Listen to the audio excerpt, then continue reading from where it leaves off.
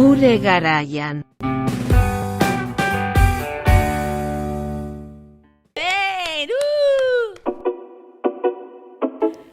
Kaixo, ongi etorri Kraken hirugarren podcastera.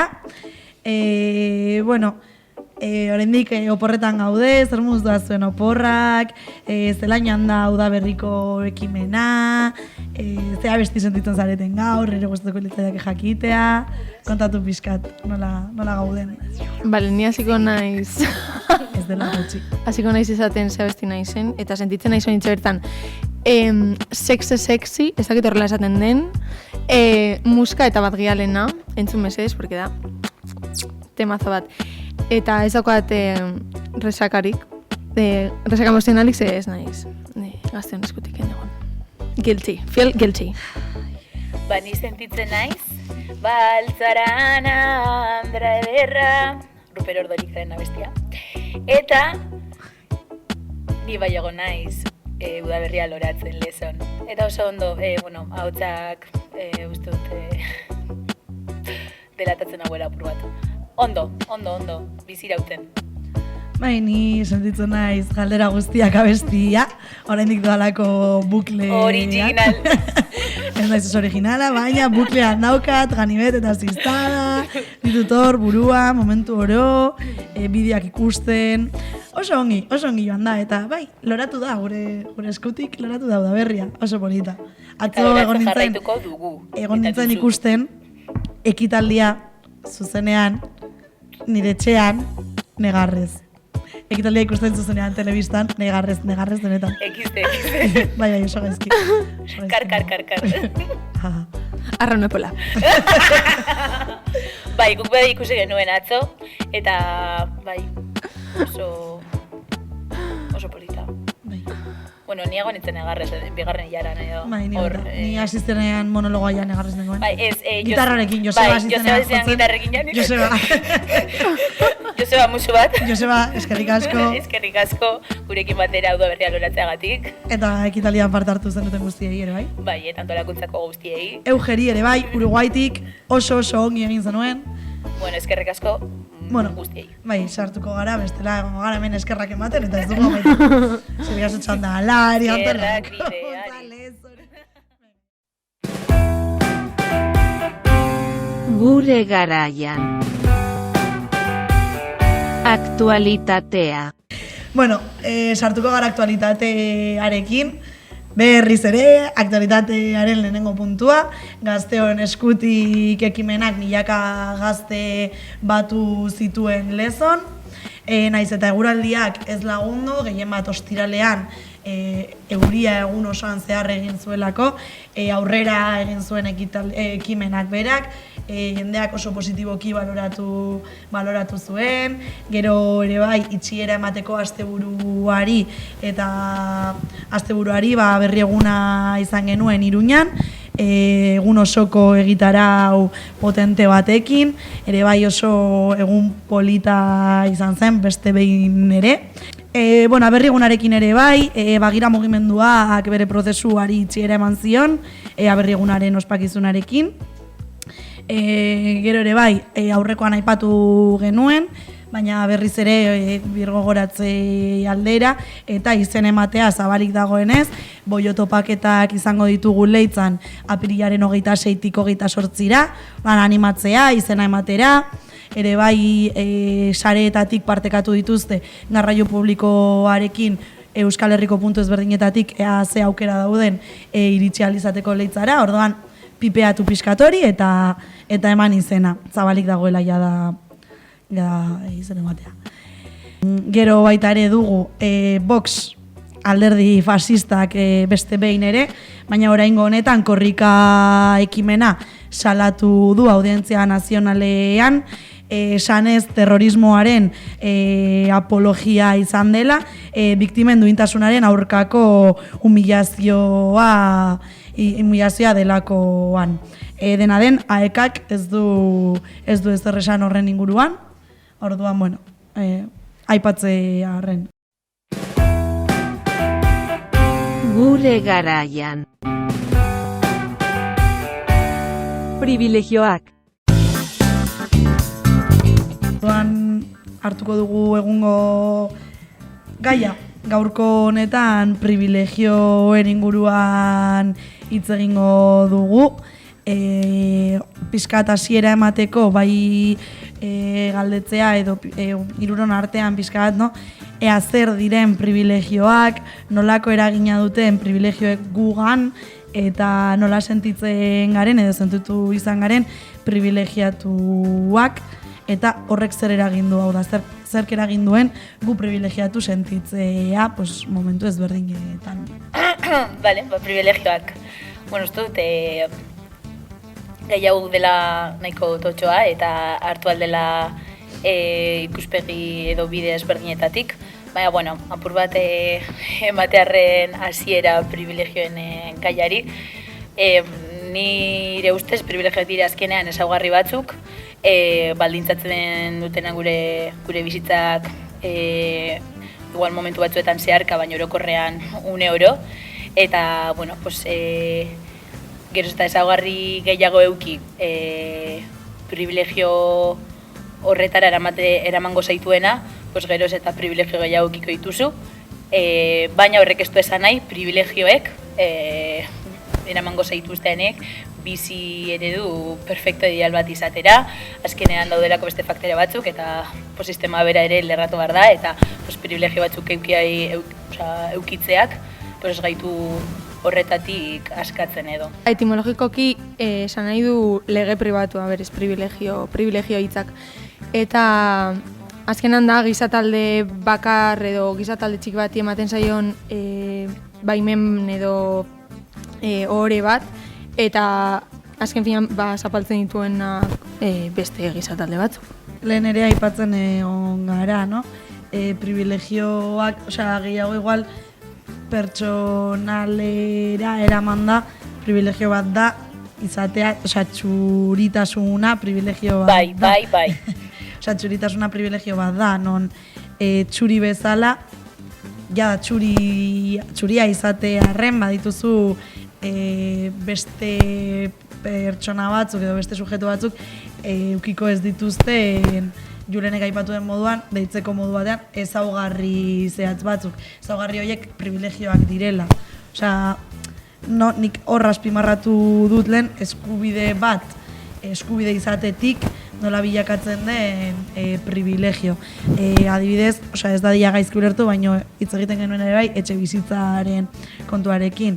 Etxe bizitza eskubide bezala ulertu behar dugu eta eskubide bezala irakurri behar dugu, baina egungo egoerak egiten diguna da ikustea etxe bizitza izatea, privilegio bat izatea dela, erromantizatu gabe etxe bizitza izatea privilegiatu egiten gaituela.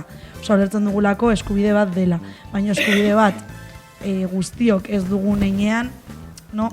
Usten dio eskubide izateari eta ja da privilegio bihurtzen da. Bai, ni oso ados nago. Irekitzearren.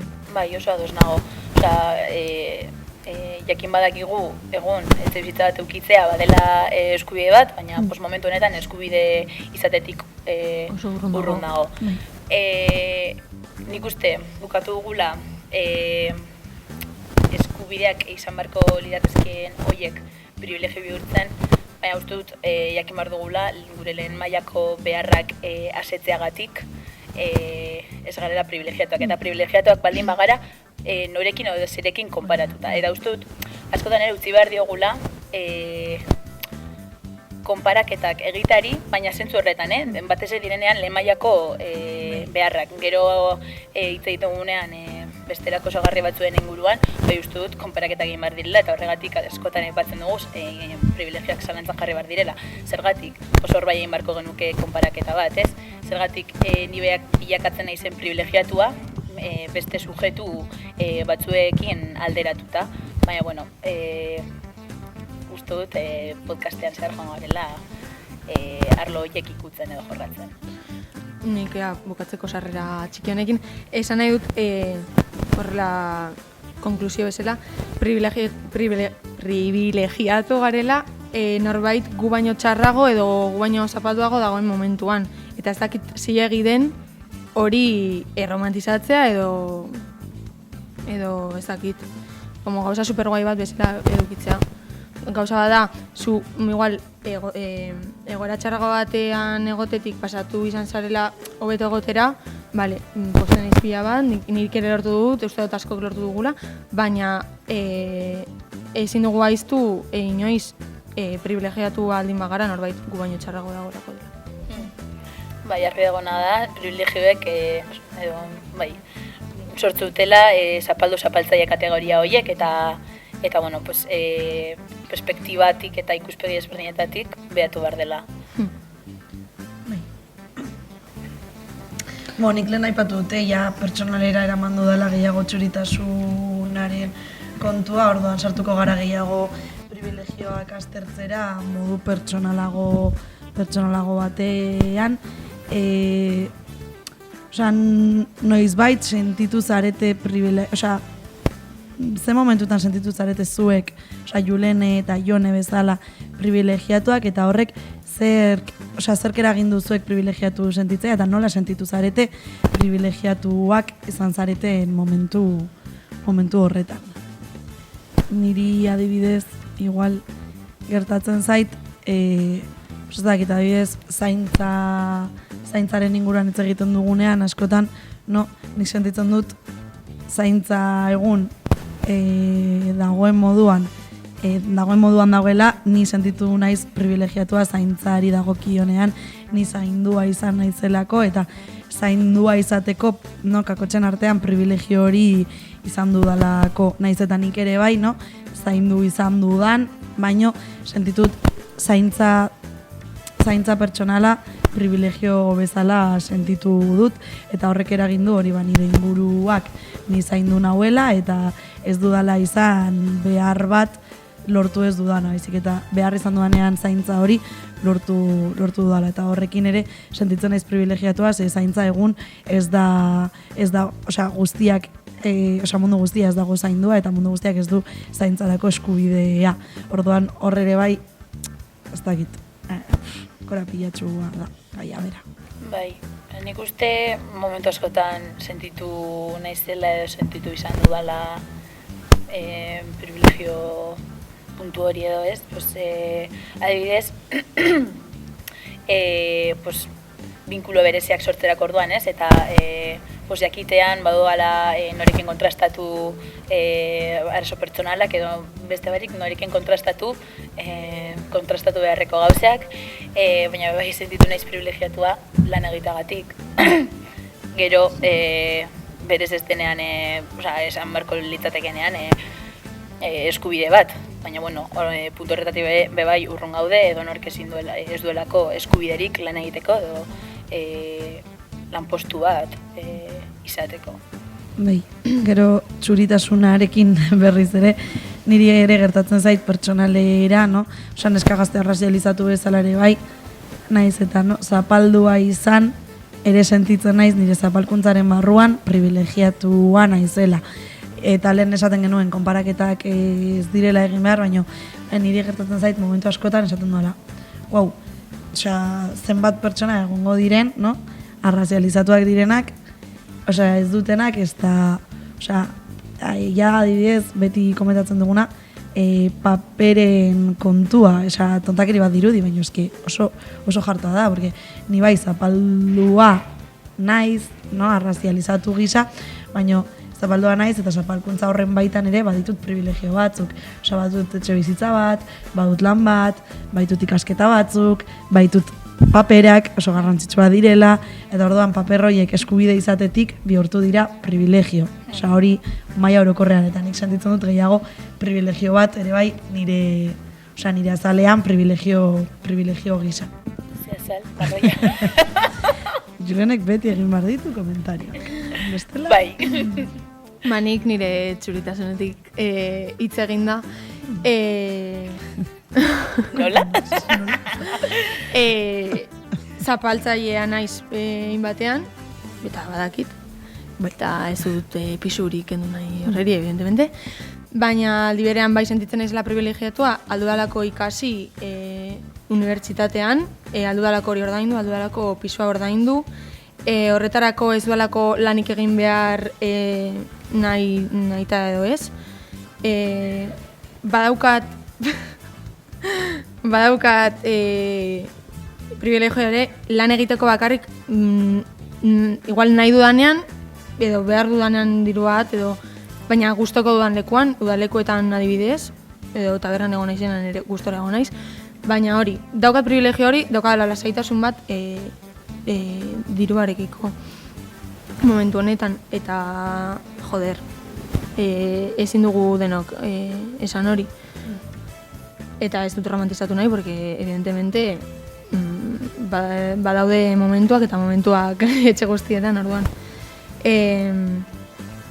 Eta listo, gero ere, batzutan sentitu gara, nik uste bat gehienok, sentitu garela privilegiatuak, talderen batean, lider edo ahotsa da aramasunean, denok sentitu garela apurat privilegiatuago, gero harremanak egite aldera, erraztasunak edo bide asko zabaldu izan dizkizulako momentura batean. Igual gaztetxoagoak ginenean gehiago, eskolan eta horrela, vamos, zinen el puto amo, edo la puta ama, baldin bazen dituen lagun pila bat eta eramaten bazen dituen zuratzetik. Ez dakit, ze puntura arte dagoen hori ondo edo txartu. Vale, bueno, egingo dugu aurrera, vale? Orain gehiago hitz egitea, ea zer ez den privilegio bat eta bai eskubide bat. Kontuan hartuta sarritan nagazten ditugula privilegioak eta eskubideak. Nik hor egin nahiko nuke buelta ariketa buelta hasierako kontuei. Lehenik eta behin etxebizitzaren inguruan hitz egin dugunean ulertu dugulako privilegio gisa, baina etxebizitza ez da privilegio bat, baizik eta eskubide bat da. Kontua da, egun ulertu dezakegula etxebizitza bera privilegio bezala. Ez gu etxebizitza bat izatearren privilegiatua garenik, baizik eta eskubide hori lortu dugula, eta gainera izan da lortu. Ez da eskubide hori gainera erraztu digutenik, ez da ere eskubide hori lortu dugunik lehenengo momentutik. Eta gero berdina ere bai paperen kontuekin, nik askotan pentsatzen dut. Nik dut Estatu Espainoleko nazionalitatea. Tamalez zeinean, baino nik borrokatu dut Estatu Espainoleko nazionalitate hori, ze nazionalitate horrek egia da privilegioak ematen dituela. Ze, nik duela 4 urte neukan dokumentazioa eta egun dudanak privilegioak, privilegiatua naiz. Ze orain bai egia da lan egin dezakedala publikoak diren administrazioetan, duela 4 urte agianez. Ordan ere bai adibidez hor da, berez, eskubide bat da Estatu Espainolean jaio naizelako eta Estatu Espainolean bizi naizelako. Ordan eskubide bat da hori eukitzea, baino ez da inoiz eskubide bat izan, baizik eta orain privilegio bilakatu dela. Bai, ni ados. Nik esango nuke ados nago edo paperak eukitzeak sartzen zaituela privilegiatu kategoria horretan, ulertuta berez dela eskubide bat, baina momentu honetan privilegio bat dela, edo horrez esan da, baina privilegio horrek ez zaitu askatzen beste zapalkuntza batzuengatik. Orduan, opor bat etxebizitzarekin tiraka edo, beste arlo bat ere harakatu ahalko genukena da lanarena, ez? Lan bat eukitzeak, ez hau privilegiatu bihurtzen, lan egitea izan beharko litzatekelako bai, eskubide bat denontzako, eta gainera, lan prekario bat ez eukitzeak ere ez nau privilegiatu bihurtzen, ez? Lana bai, baina ze baldintzatan, horren aldere gabiltza borrokan, ez? Eta bai, orduan, eta uste dute bai, gustuko zuen horretan lan egitea, bai, izan beharko litzatekeela eskubide bat bai, eta orduan zeinek beteko lituzke inork bete nahi ez dituen lanak. Ezke, hitz egitegunean ardura kolektibizatu behar ditugula, eta hitz egitegunean kolektiboan jardun behar dugula, eta bizitza modu individualean antolatzeari utzi behar diogula, horri ere egiten diogu erreferentzia, ez? Evidentemente daude lan batzuk, zeinak inork ez dituen bete nahi, baina modu kolektibo batean bete barko genituzke denok. Ez sektore zaurgarri batek, baizik eta denok modu kolektiboan eta apur bat hori lanarekin. Privilegioak. Ez, gero Julenek uste dut Julene aipatu duzu lehen esango nuke, privilegioak zalantzan jarri behar ditugula, esango nuke aipatu duzula, pizkater ere horri eusteko, nola jartzen dira zalantzan privilegioak. Osea, askotan aipatzen dugu. Privilegioak zalantzan jarri behar ditugu, baina nola egiten da hori, osea, ze baliabide eta ze tresna eta ze mekanismo ditugu privilegio horiek zalantzan jartzeko. Bai, askotan ematen du mekanismoak sortu arte edo ezin garela antolatu privilegioak hausteko edo privilegio zalantzan jartzeko, eta nire ustez modu bat da ez zarela el centro del mundo, eta gauzak zure realitatea bakarrik kontemplatzen, kontemplatuta edo, hori egitari utzi behar diozula, ez? Aztertuz, ze posiziotan kokatzen zaren, ez bakarrik generori dagokionez, maila sozioekonomikoa, hizkuntza, nazioa, ez? Apur bat hitz egiten dugunean interseksionalitateaz, horri ere egiten diogu erreferentzia. Baina kontuan hartuta, zure errealitatea ez dela bakarra, ez dagoela errealitate bat eta bakarra, eta beraz, horre guztiak, ez kontuan hartuta faktore ezberdinak, ze posiziotara eramaten nauten. Eta uste dut, hori dela denok egin barko genukeen analizi bat, ez? Zuk aipatu duzu Julu, esanela neskarra salizatua, eta sujeto horren barruan, bebai, ziurrenik, edukiko dituzu gauza batzuk, eramango zaituztenak, privilegiatu kategoria horretara, baina, horren atzean edo beste faktore batzuk, zapaldua bihurtzen zaituztenak. Orduan, hori bai behatu barko genuk, ez? Eta ziurrenik, zapalkuntza horiek, euren artean, lotuko dira nonbait, edo eske gure bizitza zeharka, bai.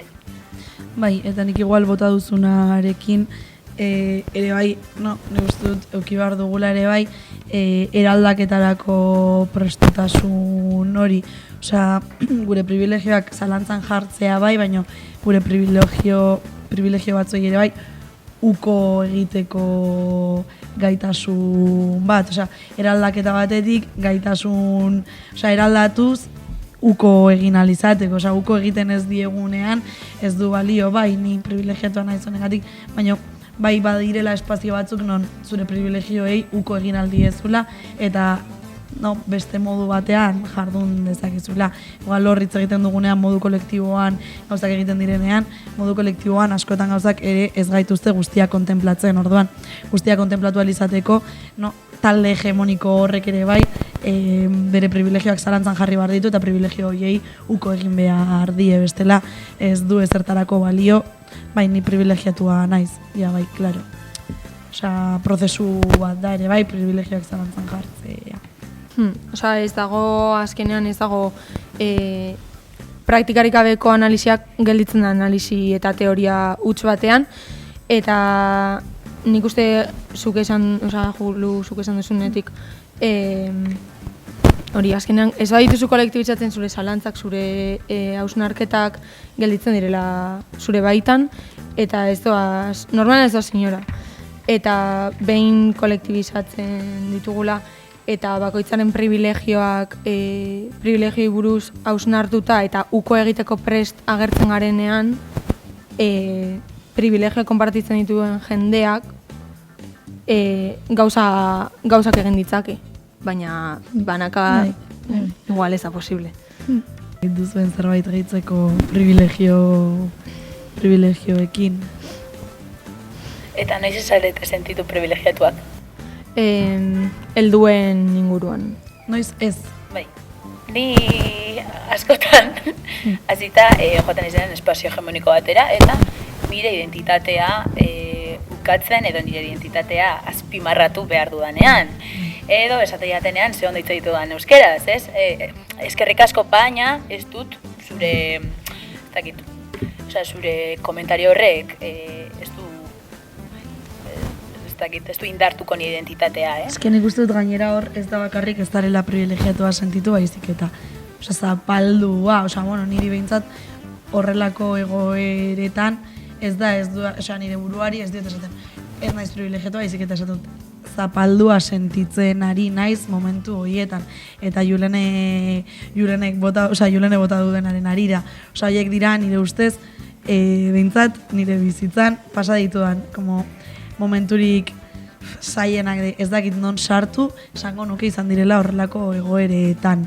Eta normalean izaten dira espazio txurietan, non argi utzi behar dut, naizela euskalduna, badakidala euskara, baino argi utzi behar dut, berez nongoa den nire familia, bada espada ere galdetzen baldin badit norbaitek ea zein den nire jatorria. Orduan, hor bai sentitzen dut, ez dudala besteek bezain errasa esateko, adibidez, ez dakit, imaginatu, ni Maria naiz eta Getxokoa naiz. Listo. Maria Getxokoa, pertsona txuri bat, venga ba. Eta gero sartzen da nire azalpena, ni Julu. Araiakoa, baina bai, nire gurasoak Saharakoak dira. Horregatik nire izena ez da Euskal Herriko izena eta gainera, fijatu baldin bazarete, urtsuat morena naiz. Como morena? Morena. Ez que karo, jendearentzat morena. Morena, bai. Orduan, nik adibidez momentu horietan sentitzen dut. Ez naizela, ez privilegiatua. Morena dela zai. Morenita gainera. Morenita, bai. El ita, hasi kentzen gauza guztiei, mesedez. Bai, ni oso ados, ez bakarrik direnean espazio txuriak. Hartuta bai kontuan, ez dakit, espazio esan daiteke ez mistoa, kontuan, genero ikuspegitik, baina zer da ez misto izatea? Ez misto izate horrek bai, eramaten gaitu edo elikatzen du gure zapaldu kategoria hori, ez? Ez mistoa da genero ikuspegi batetik. Bai, horrela hartu da orain arte, ez? Baina, horri bai egin diogu kritika bat, eta ez mistotasun... Hori da, ez mistoaren kontzeptuari ere bai buelta. Bai. Nik lehen hasi dudan esaten, heldu boterea azpimarratu nahi nuke, batez ere militantzian sartu berri ginela, nik uste askok, talde asko zirela, asko... Bai. Gainera gizonak... Jubilatu ja. Gainera gizonak, sartzen zara horra, eta uste duzu nire hitzake izango duela beraien zilegitasun berdina? Ba, evidentemente, ez.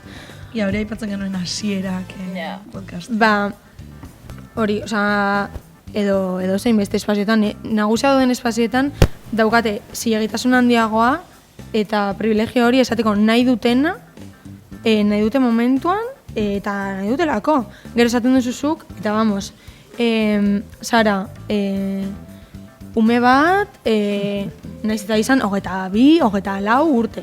Zain, Sara ume bat. Orduan, hori, heldu boterea, mesedez, bueltatxo bat. Eta gainera direnean gizonak. Zagit, batek duen beste zerbait egitzeko. Bestela podcastero bezala daukagu jolas bat. Horrengoan jolas kuriosoa da. Saiatuko naiz ongi azaltzen. 4 emoji ditut. Emoji, bai, WhatsAppeko emojiak, bai. Hori da. Emoji. Horrelako 4 ditut. Eta definitu behar dizkidazue ea zer esan nahi duten figurita hauek, ea zer esan nahi duten.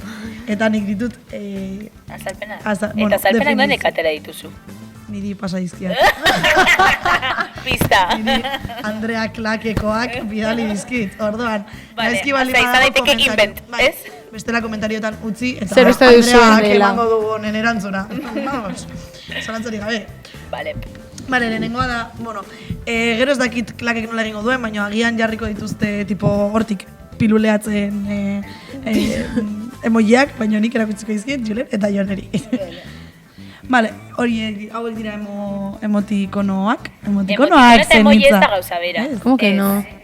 Ez. Nik esango nuke zet. Nola ez? Super segura, Emoji da WhatsAppekoa eta emotikono da rollo, osea, adibidez, bihotz bat, Ari da inventatzen. figuritekin. Que no, ni norbaitek Baina eske zantzida. hemen ditut emotikonoak ere bai daude bihotzak figuritekin. Emoticono, en plan... Emotikono, hori da eta hirua. Picotre. Hori da. Bueno, ez dakit, así que nahi sartuko Igual ez izan da da bai gran horretan. inventor. Bai, igual inventatu duzu. Andreak inventatu dituen moduan erantzunak, seguru? Baina, Fuente bueno, Miami me lo confirmó. Bai, vale, hauek dira ikusi mesedez neskak. Vale, Vale. Lehenengoarekin hasiko gara, venga, a ver. bai. ¿Qué os parece? Lehenengoa da... Bomba de humo. Total. Da, Escapa. detrás del humo no se ve. No se ve. Literal da.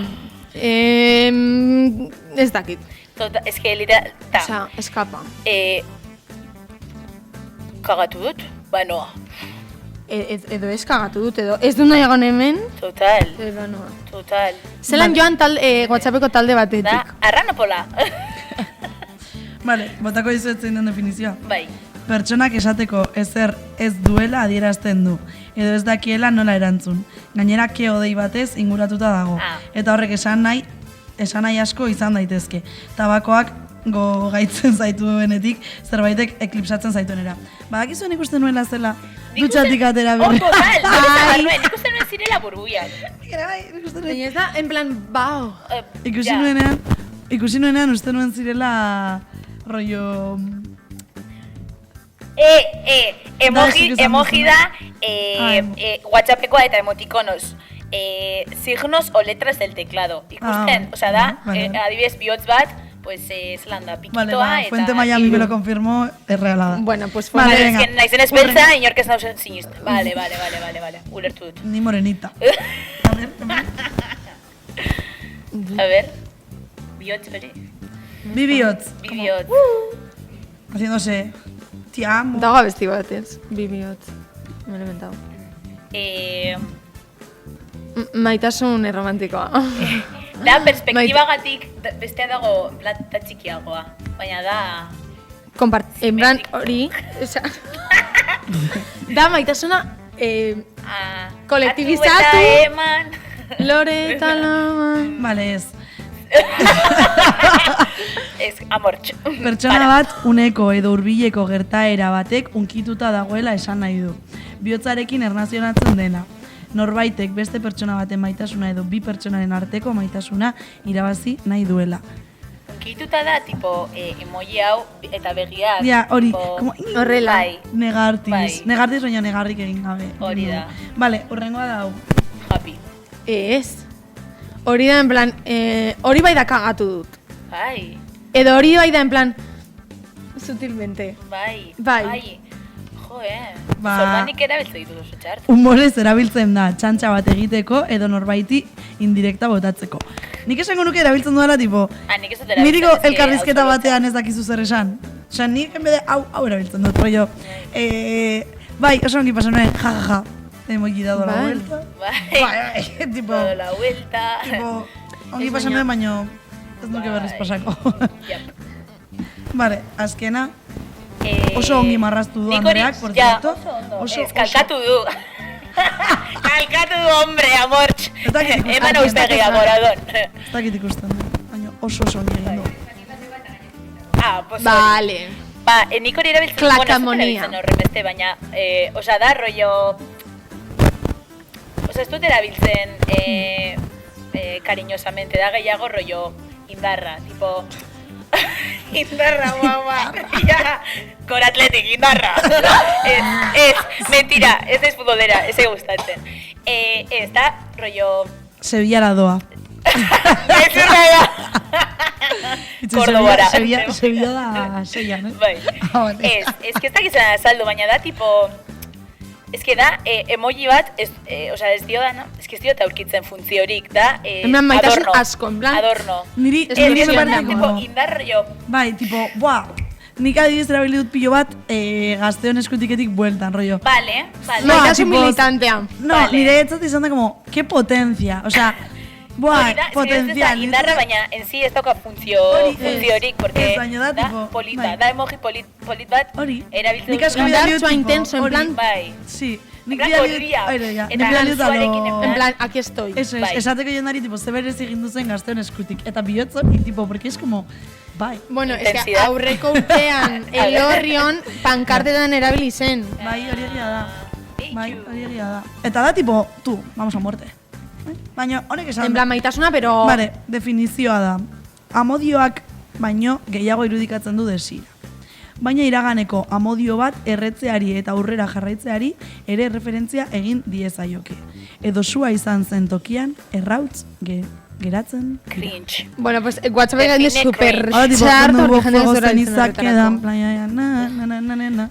Ba, bueno, gustatu ze gehiago guk sortutako Bai, niri definizioa baita. egia esan. Bai, Sin más, jurroentzat mola mata. Bai, total. Jurrentzat da indarra, punto. Bai. Bueno, eskerrik asko entzuteagatik, bazkietu klakera eta eskerrik asko alabedi espazioa beste behin ere, guztiagatik. Eskerrik asko eta eskerrik asko Bihotza gure con los titxerrei. juegos. Bihotza zutan. Gure titxerrei. Eta eskerrik asko kamaren atzean daudenei lanean. Bazkietu Lanean eta klakera. lanean.